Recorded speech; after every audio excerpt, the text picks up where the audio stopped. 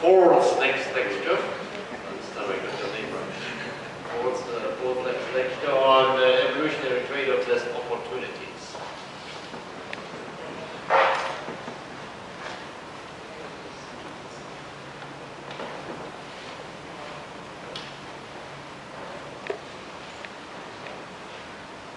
So I started on Friday with these two quotations. The one from Darwin talking about natural selection having had much longer time to work than plant breeders have had. And since he gave all his examples of the great things that plant breeders have done even back in the 1800s, so natural selection should have been able to do much more than that. And that's sort of what I've been talking about in the lecture this morning. Well, not really, I guess, but I was talking about the constraints that affect both of us, and then natural selection that have longer to work against those constraints. But now I want to turn to opportunities that come from recognizing past evolutionary trade-offs and cases where, due to those trade-offs, various options were rejected by natural selection, even though those options might be quite useful in an agricultural context. And the biggest class of those, I suspect, is those that involve community behavior and trade-offs between individual fitness and the function of plant communities. And so that's the line from Case DeWitt from Ogden. So here we are. The examples of trade-offs where I think we can achieve things that natural selection didn't would be trade-offs between past and present conditions. So I've just mentioned between individual plant competitiveness and whole crop performance, and between current and future benefits, and also in cases where you have a mutualistic symbiosis, like mycorrhizae or rhizobia, if you start working with soybeans. Conflicts of interest or trade-offs between the interests of the host and the bacteria, I think, have limited the efficiency of nitrogen fixation, for example, quite a bit, and yet there are ways that we may be able to solve that problem and get more nitrogen fixation for a given amount of investment by the plant. I won't talk much about that since we're mostly talking about rice. But this is the past versus present conditions, what I mentioned earlier. That's the fundamental trade-off. And here's based on that trade-off, Zhu et al. Said, okay, what is the optimal level of specificity of the rubisco photosynthetic enzyme for CO2, given that increased specificity means lower photorespiration and therefore higher net photosynthesis, but given that greater specificity also means lower reaction rate and therefore you have to have more enzymes to get a given amount of photosynthesis. And rubisco already is relatively slow, meaning we have to have a lot of it to maximize photosynthesis. So given that trade-off, what's the optimal level of specificity? And that's essentially the curve showing how that optimal level varies with CO2 concentration. Obviously at high CO2 up here, specificity really isn't very important, so you go then for the reaction rate. But at low CO2, specificity is quite important. And they looked at a bunch of plants and concluded that a lot of crop plants today are at about this level of specificity, and that would be optimal at a CO2 level of 100 some parts per million, which we haven't seen for over 100 years. The optimal level at current levels of CO2 would be 60 some specificity factor, whatever the units are on that. And if we think CO2 is going to 600, if we think it's going to take a long time to change the specificity factor through conventional breeding or biotechnology, then we might actually target 600 ppm at a much lower level. So that's something to think about if we want to start messing with the visco, perhaps after you're done with the C4. Here are just some other examples. I just mentioned the adaptation to pre-industrial CO2. Certainly, adaptation to past climates would be another example that our crops may be adapted to the way the climate used to be and not the way it is now, and not the way it's going to be in the future. And so we ought to be breeding for future conditions if we can predict them. And that's partly due to global climate change, but also crops that were once grown in some narrow part of the world are now grown at different latitudes where the climate is different. Supposedly, when potatoes were first introduced to Europe, they were a big flop. And people said they don't know the seasons. Essentially what they were saying is that at the photo period in Europe, they didn't make tubers. There were all these reports, oh, they're so great in Peru, but they weren't making tubers in Europe. And it was only a second introduction of potatoes with a different photo period response that was successful in producing lots of potatoes. John Sheehy asked about past soil fertility. And I might have gone off on a tangent, but perhaps what you were getting at is the natural selection of the wild ancestors of our crops occurred perhaps under low soil fertility levels, and so some of the traits that our crops inherited from those may not be optimum today when we can supply fertility either through fertilizers or composts or rotations with legumes. And somebody asked about phenotypic plasticity, and so here's an example of that. If the evolutionary history and the evolutionary legacy of our crops reflect selection in highly unpredictable environments, in those environments, plasticity, being able to root deeper when the soil was dry and close to bottom when things are getting dry, and whatever the various adaptations are to unpredictable drought, now we may have more predictable conditions. That could certainly be something where we're controlling the environment, where we're ensuring that water is not limiting, for example, and there we might want to get rid of the plasticity and just have something that's adapted to those more predictable conditions. But I understand that in Australia, they're actually able to predict whether a year will be wet or dry based on the El Nino pattern. And they actually use that to decide whether it's worth putting fertilizer on wheat or not. Is there going to be enough water to use that fertilizer? But certainly you could use that predictability to say, okay, this year we're going to put in this cultivar that's adapted to a relatively dry year because it's going to be dry based on our models of the El Nino pattern.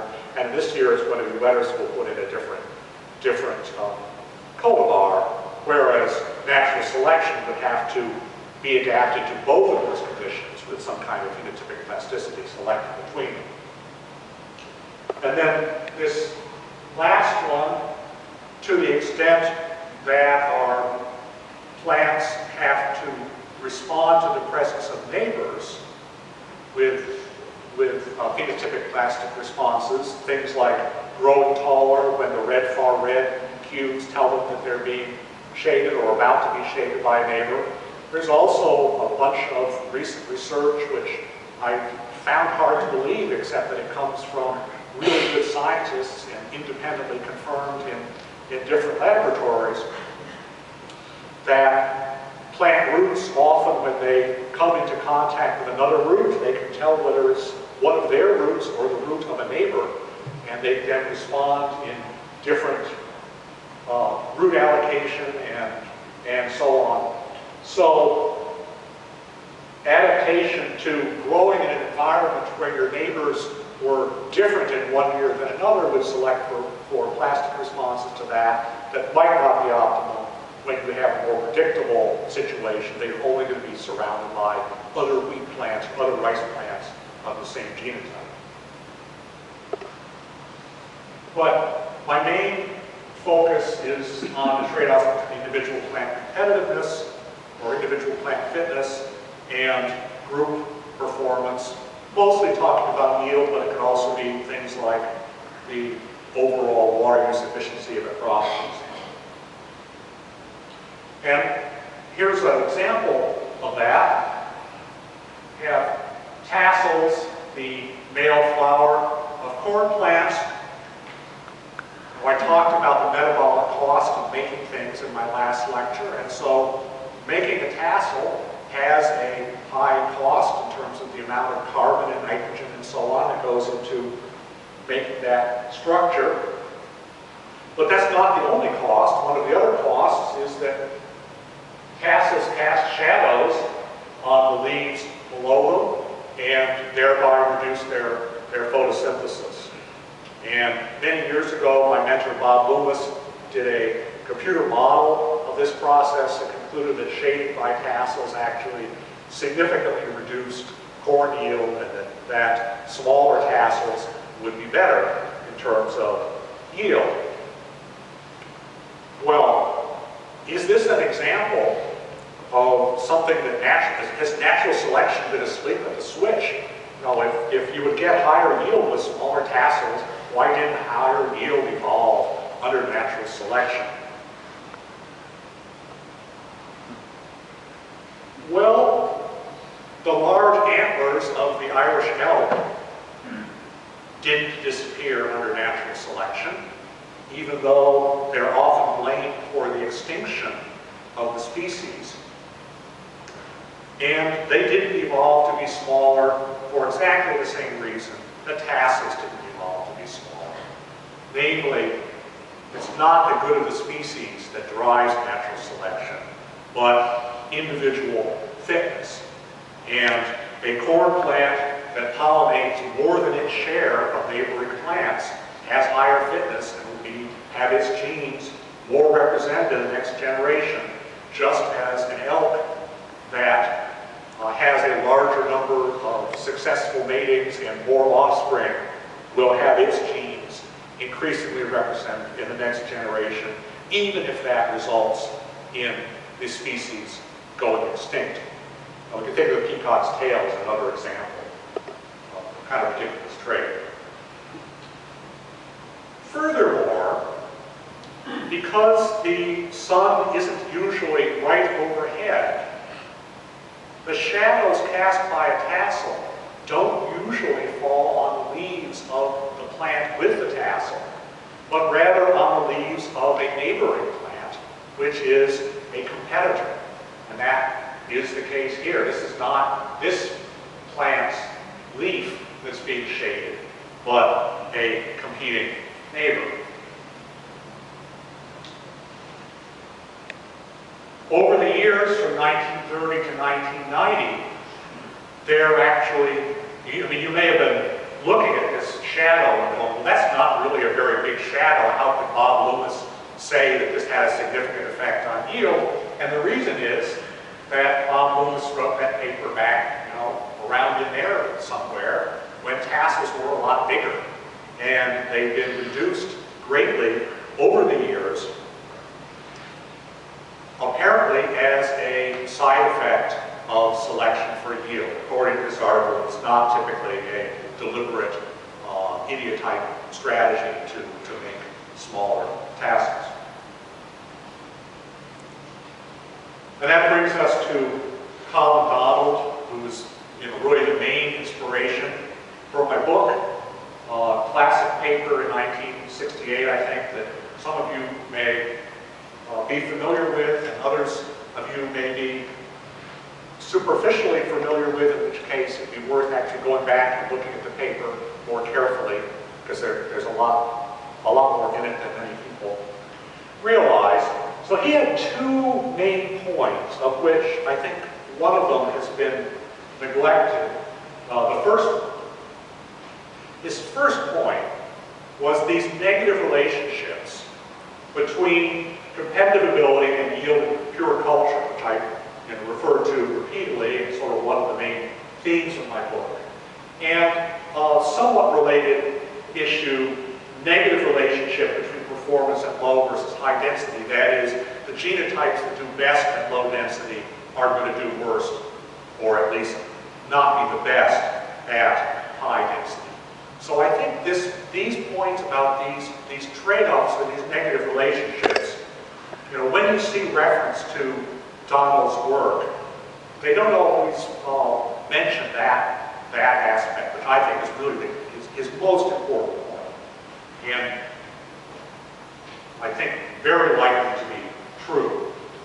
His second point was, okay, there are these trade-offs, and number two, I can tell you what the traits are that will enhance collective yield at the expense of individual fitness. So my point here is that if his list of traits, idiotype traits, was completely wrong, because he sort of didn't reason this out correctly, his main point could still stand. So I think we need to look at these 2 points separately. Are there these trade-offs? And are the particular traits that Donald talked about really key to those trade-offs? So this is, I think, the most, the best paper I've seen looking at some of these issues. And basically, this is again work at Erie, and what they did was to compare breeding for yield, so selecting for yield, and then separately testing the results of that process.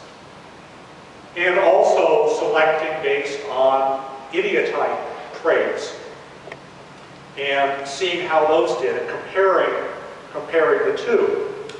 They also combine the two and combine them with check, or compare them to check varieties. And their conclusion is that lines with idiotype traits did not express higher grain yield than lines selected based on yield. In fact, this is a fairly generous conclusion towards the idiotype, because in fact the idiotype lines did worse in their tests.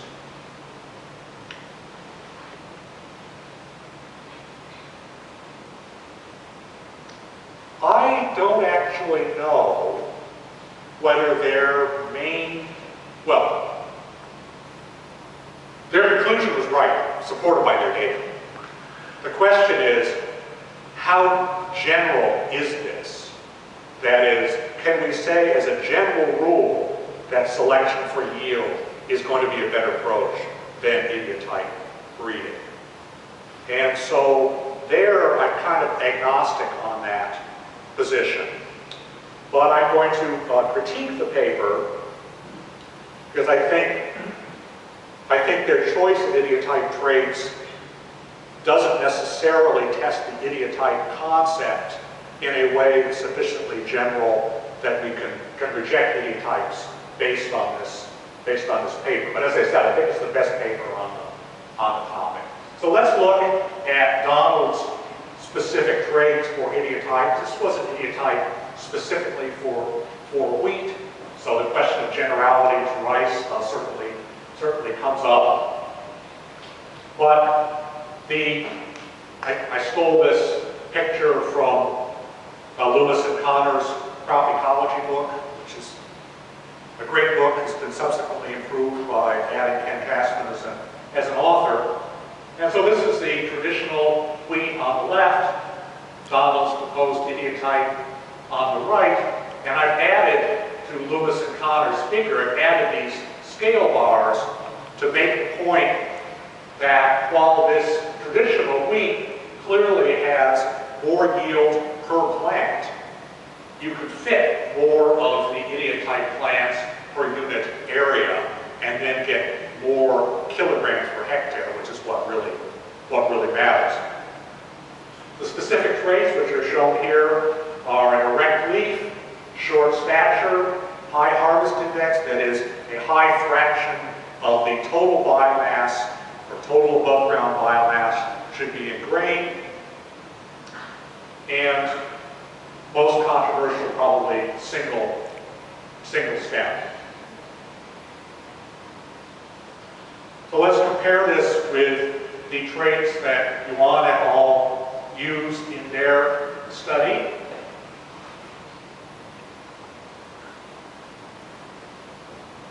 Starting with harvest index, they proposed large grain size, large panicles and compact panicles, stuff related to harvest index, but not harvest index per se as a screening technique. So here I'm showing once again data for wheat from the classic study of Austin et al., which I showed in some data from in the previous talk. And here I actually flipped the axes from the previous ones, which I should have done earlier. But the vertical axis is yield. The horizontal axis here is biomass. There's kind of a rough hint that maybe high biomass might be good, but not a statistically significant relationship between total plant biomass and grain yield. On the other hand, harvest index in wheat showed a very strong statistically significant relationship to predict yield with this. Each of these dots, again, is a cultivar, and these were introduced over a number of decades. Now, looking at similar data for Yuan et al., the biomass data here, I'll remind you that each of these clusters is a different growing season. There's, I think, 2 wet seasons and a dry season, or maybe two dry seasons and a wet season.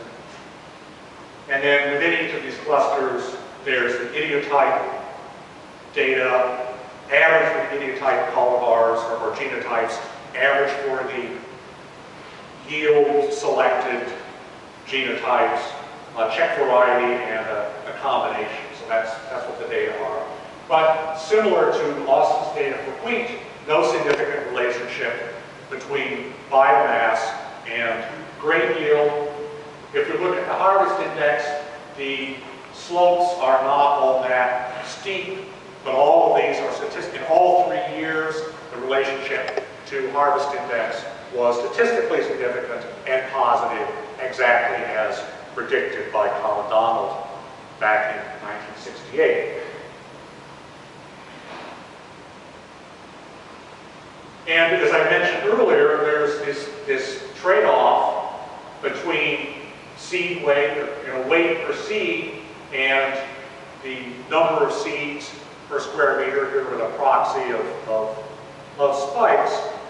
So that suggests to me that selecting for just one of those traits, like number of spikes or the size of the seed or something like that, probably is not going to be very successful in contrast to harvest index, which was proposed by Donald. Now, obviously, we have to think about the relative ease of measuring harvest index versus visual assessment.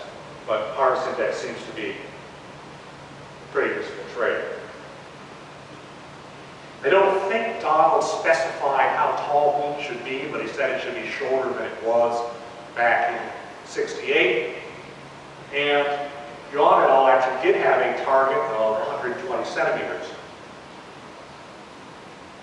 If we look at the relationship for the wheat, we see the high yield. These are the more recent cultivars with a higher yield, much shorter than the older and lower yielding. So certainly for wheat, Austin's data is perfectly congruent with Donald's, not only Donald's general idea of trade-off, but his specific suggestion that wheat ought to be shorter.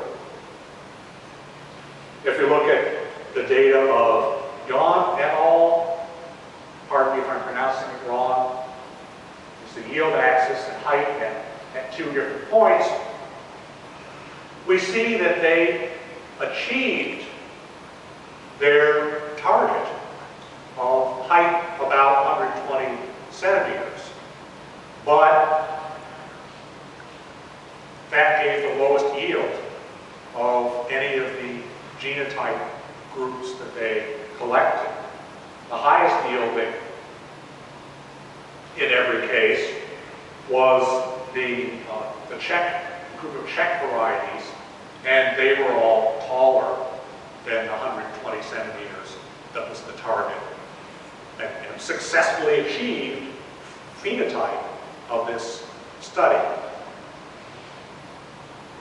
John Sheehy made some important points on Thursday about the need to have a place to put nitrogen until it's time to make grain, and as part of that suggested that there may be limits on how short we can go, but let me just throw these data out for your consideration.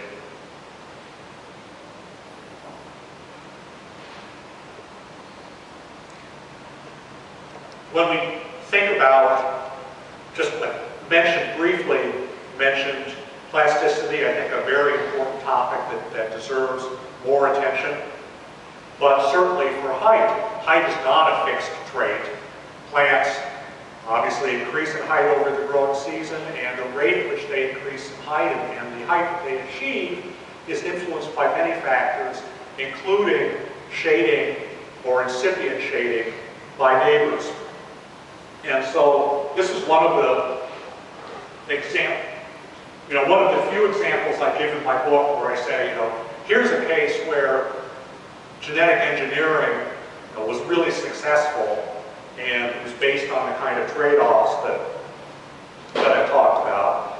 And what they did was to genetically engineer, in this case, potato, to reduce the tendency of the plants to respond to shading cues from neighbors, to reduce their tendency to grow taller when crowded by neighbors. And so what we have here is a high density data, 20 plants per square meter. The black line was the wild type or the ancestral genotype, the immediate ancestor, whatever you call it. And these were two different events, I think, for reducing transgenic plants with reduced tendency to grow taller in response to shading. And then tuber yield was significantly higher, not at low density, but at high density. Remember Donald talking about condition. The genotypes that do best at low density don't do best at high density, but typically high density is where you would get the maximum yield potential. So under those conditions, not having a lower fixed height, but having less tendency to grow taller